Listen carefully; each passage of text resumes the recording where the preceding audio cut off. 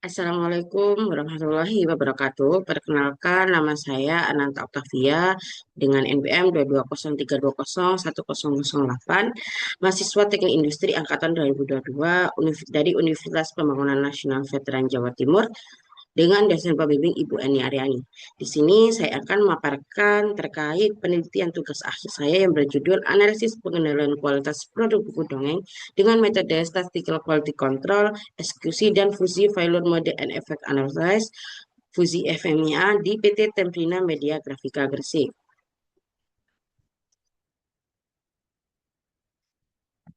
Latar belakang dari penelitian saya yaitu PT Temprina merupakan salah satu perusahaan percetakan besar di Indonesia yang memproduksi berbagai produk media cetak, salah satunya itu buku dongeng.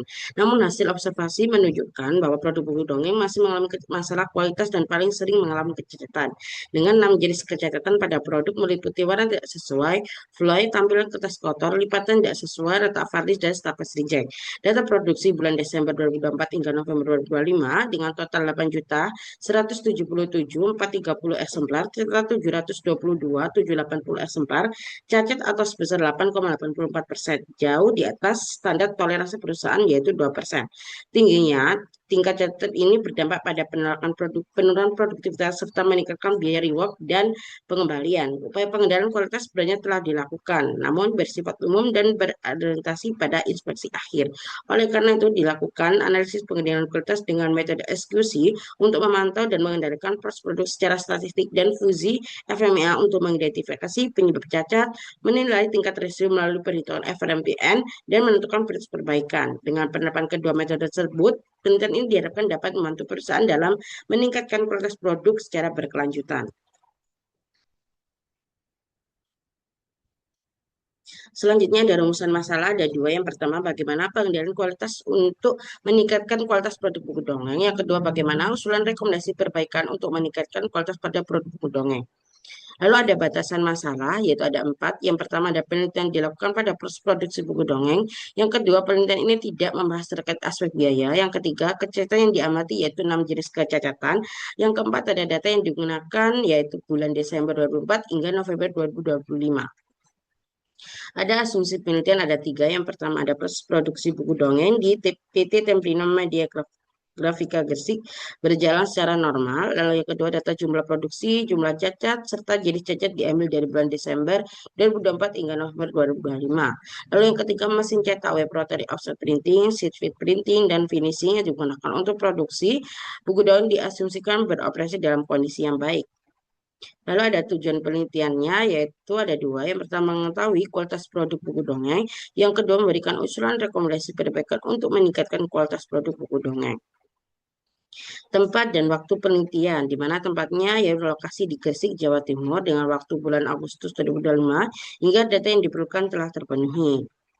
Ada variabel penelitian di mana variabel terikat dan variabel bebas. Variabel terikatnya yaitu kualitas produk buku dongeng. Variabel bebasnya yaitu ada data jumlah produksi, data jumlah kecacatan, dan data jenis kecacatan.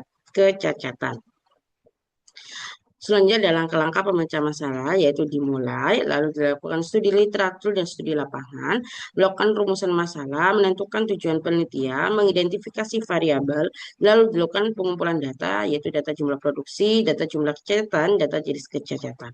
Lalu mengumpulkan data secara sistematis pada Jigsaw, lalu membuat histogram, dilanjutkan membuat diagram Pareto, lalu membuat langkah-langkah proses pembuatan buku dongeng, membuat scatter diagram, dan membuat peta kendali atribut P untuk mengetahui data kecacatan terkendali atau tidak.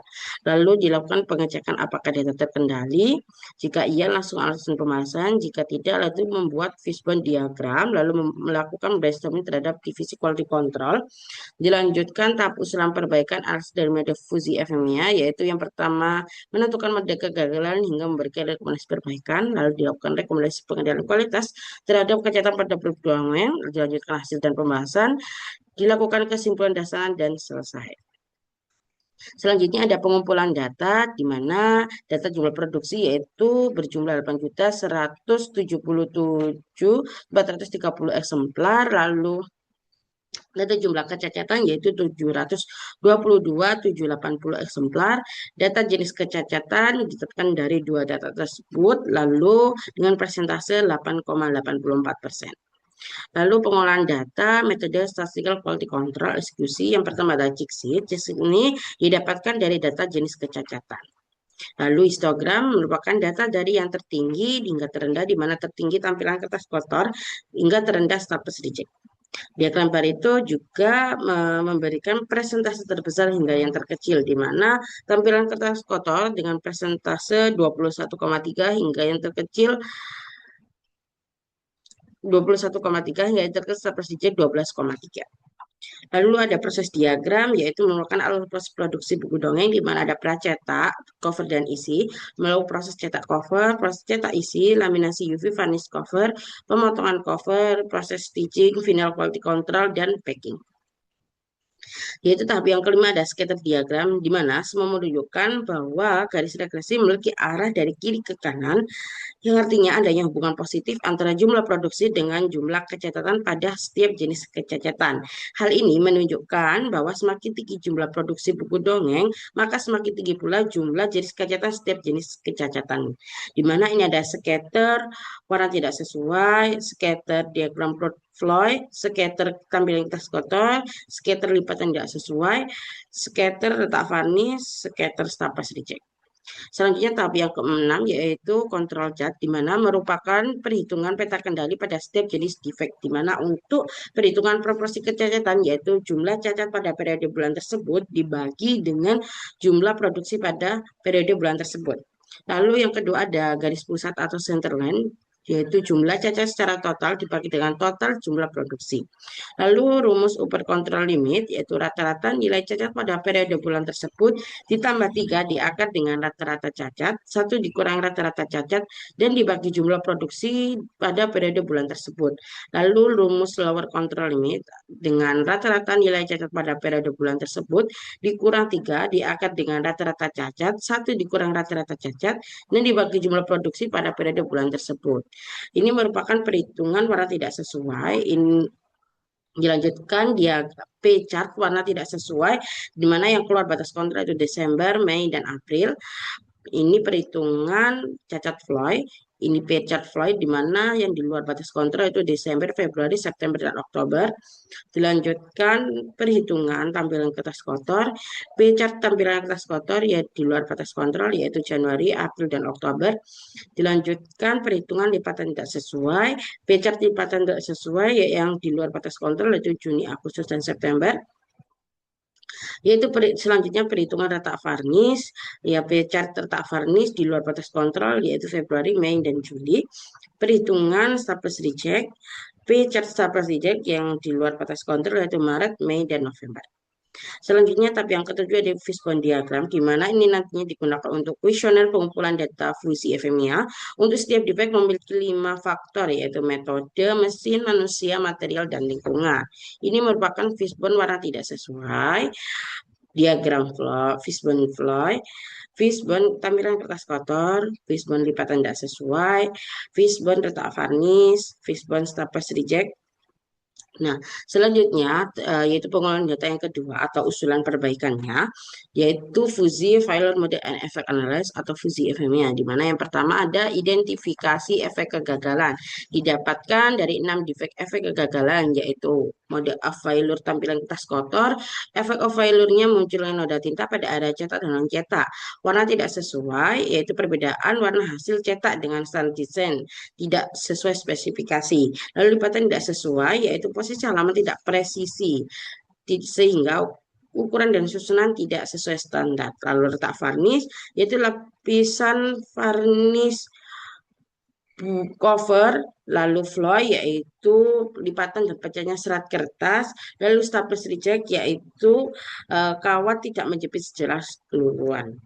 Lalu yang kedua yaitu mengidentifikasi penyebab kegagalannya, yaitu didapatkan dari fishbone diagram yang mana setiap defect ada 5 faktor penyebabnya.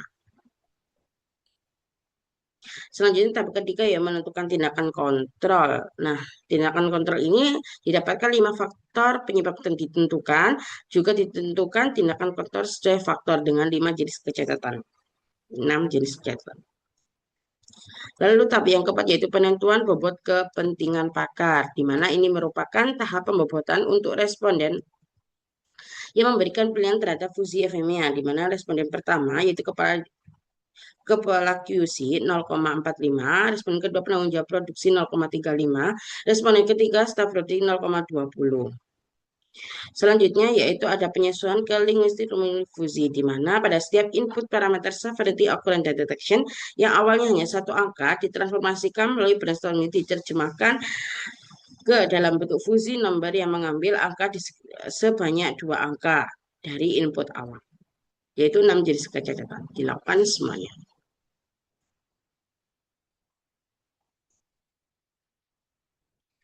Lalu selanjutnya ada agresi penilaian peningkatan fusi terhadap faktor severity, juga 6 jenis kecacatan.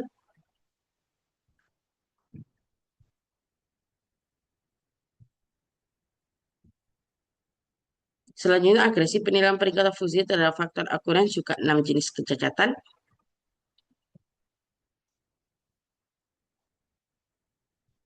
Selanjutnya agresi penilaian peningkatan fusi terhadap faktor detection, juga 6 jenis kecacatan. Dilakukan perhitungannya sama.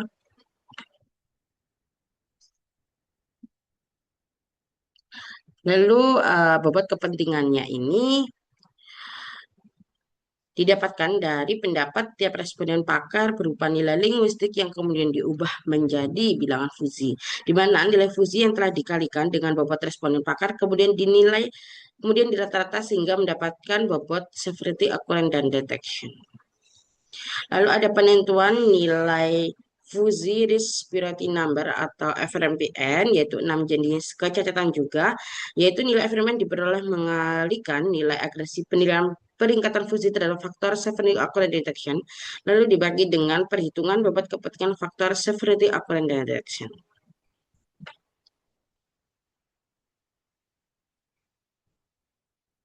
Selanjutnya yaitu rekomendasi perbaikan. Setelah dilakukan perhitungan FRMPN untuk menentukan prioritas dalam melakukan perbaikan yang menjelaskan rekomendasi pada setiap kegagalannya. Di mana rekomendasi perbaikan prioritas pertama yaitu cacat lipatan tidak sesuai dengan nilai FRMPN tertinggi 3,42. Lalu prioritas yang kedua yaitu start jack dengan nilai FRMPN tertinggi 2,62. Prioritas ketiga dengan defect warna tidak sesuai dengan tinggi FNPN 2,56. Prioritas keempat yaitu letak varnish dengan nilai FNPN 2,29. Prioritas yang kelima yaitu tampilan kertas kotor dengan nilai FNPN 2,24. Prioritas yang keenam yaitu fluid dengan FNPN 2,08. Selanjutnya yaitu kesimpulan, di mana kesimpulan yang pertama menjawab dari tujuan ada dua, kesimpulan juga ada dua. Pertama, berdasarkan data jenis kecacatan yang didapatkan dari perusahaan diketahui bahwa kualitas produk buku dongeng ini dapat dikatakan rendah sehingga terdapat beberapa masalah dalam proses produksi yang perlu diperbaiki agar produk mencapai standar kualitas yang diinginkan. Berdasarkan hasil pengolahan data pada diagram Pareto dapat diketahui bahwa cacat yang dominan terhadap kualitas produk buku dongeng yaitu jenis cacat tinta kotor terjadi pada proses percetakan isi dengan presentasi sebesar 21,3%, warna tidak sesuai pada proses percetakan cover dengan presentasi sebesar 17,9%, lipatan tidak sesuai pada proses percetakan isi dengan presentasi sebesar 17,8%, letak varnish pada proses laminasi UV cover dengan presentasi sebesar 15,4%, fluid pada proses percetakan isi dengan presentasi 15,3%, dan staples jet dengan presentasi sebesar 12,3%. Selanjutnya kesimpulan yang kedua yang merupakan rekomendasi perbaikan yang diberikan untuk meminimasi adanya kecacatan terhadap 5 faktor penyebab, yaitu pertama, nilai FRMPN sebesar 3,42 pada cacat lipatan tidak sesuai direkomendasikan pengendalian suhu dan kelembapan ruang produksi melalui penetapan rentang standar dan pemantauan rutin selama proses pelipatan. Kedua, nilai FRMPN sebesar 2,62 pada cacat staples reject direkomendasikan memberikan pemeriksaan hasil jahitan staples secara berkala oleh operator menggunakan lembar kontrol inspeksi. Yang ketiga, nilai FRMPN 2,56 pada cacat warna tidak sesuai, direkomendasikan menerapkan pengecekan kualitas warna secara berkala oleh operator dengan acuan proofs cetak. Yang keempat, nilai FOM sebesar 2,29 pada cacat terletak varnish, direkomendasikan penggunaan varnish sesuai spesifikasi UV coating dan memastikan tinta dasar telah kering sebelum pelapisan. Yang kelima, nilai FPN sebesar 2,24 pada cacat tampilan kertas kotor, direkomendasikan penerapan prosedur pemberian mesin secara konsisten sebelum, selama, dan setelah proses menggunakan checklist. Yang keenam, nilai FNBN sebesar 2,08 pada cacat fluid, direkomendasikan melakukan pemeriksaan gramasi dan kondisi serat kertas sebelum proses setelah penggunaan kertas yang sesuai dengan spesifikasi mesin cetak. Itu saran, ada 3 saran, dan terima kasih. Sekian yang bisa saya sampaikan. Kurang lebihnya saya mohon maaf yang sebesar-besarnya. Wassalamualaikum warahmatullahi wabarakatuh.